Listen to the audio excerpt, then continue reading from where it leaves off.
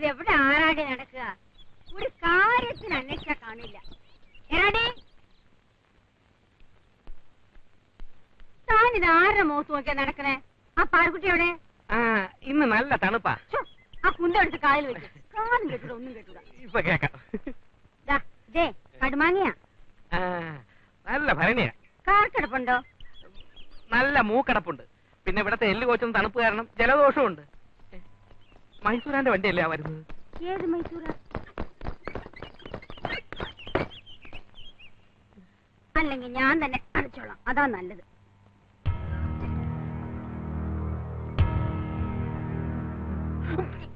എന്റെ ഗുരുവായൂരമ്മേ. മൈസൂരാൻ ഒറ്റ തൊഴിക്ക് 3 പേരുടെ കീഴ്നാഭി ചവിട്ടി തകർത്തവനാ. ആ കേസും കൂട്ടം കഴിഞ്ഞ് ഇപ്പൊ ഇറങ്ങിട്ടേ ഉള്ളൂ. ഞാൻ SI വിളിക്കട്ടെ. തനിക്ക് ഈ ചന്തക്കേരികളുമായിട്ട് എന്താ ഏറാടി ഇടപാട്? അങ്ങനൊന്നുമില്ല. കത്തി കാട്ടി കാശ് മേടിക്കാൻ വന്നതാവും. എന്തെങ്കിലും കൈനീട്ടം കൊടുത്ത് വിട്ടേക്കാം. വിഷു അല്ലേ?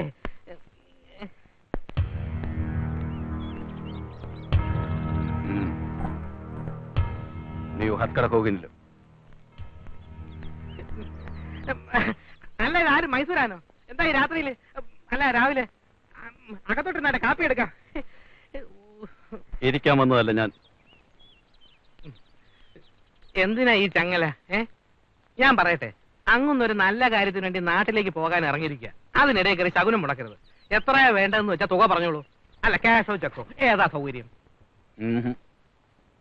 എന്നാ തോട്ടത്തിൽ ആർക്കെങ്കിലും ജോലി വേണമെങ്കിൽ അത് അങ്ങനോട് പറഞ്ഞാൽ മതി. അല്ല അങ്ങനെ എനിക്കാരുടെയും ജോലിയും കാശും ഒന്നും വേണ്ട.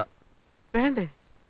അങ്ങനെ വേണ്ടെന്ന് ഉടക്കാൻ തന്നെ വന്നേക്കണത്. ഈ നാട്ടിലെ കുട്ടി റൗഡികൾക്ക് പണം കൊടുത്ത് ജീവിക്കേണ്ട ഗതികേടൊന്നും ഇതുവരെ ഭരതമ്മേനോട് വന്നിട്ടില്ലെന്ന് പറഞ്ഞു കൊടുക്കണ അവനോട്. ഞാൻ തന്നെ പറയണു, അവനൊരു അണലി മൂർഖനാ. പറയാം. നിങ്ങളുടെ ഇളയ മോനും ഞാനും മാർക്കറ്റിൽ വെച്ചൊന്ന് കോർത്തു. കത്തിക്ക് കുത്തിയതാ. 7 സ്റ്റിച്ചിട്ടു.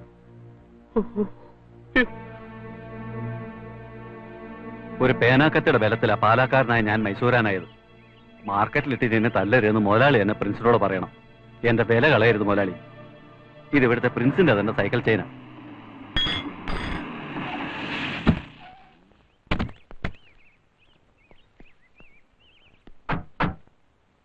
എടോ, എന്റെ എല്ലാ മക്കളും ചന്തയിൽ വന്ന് തല്ലുണ്ടാക്കുന്നവരല്ല.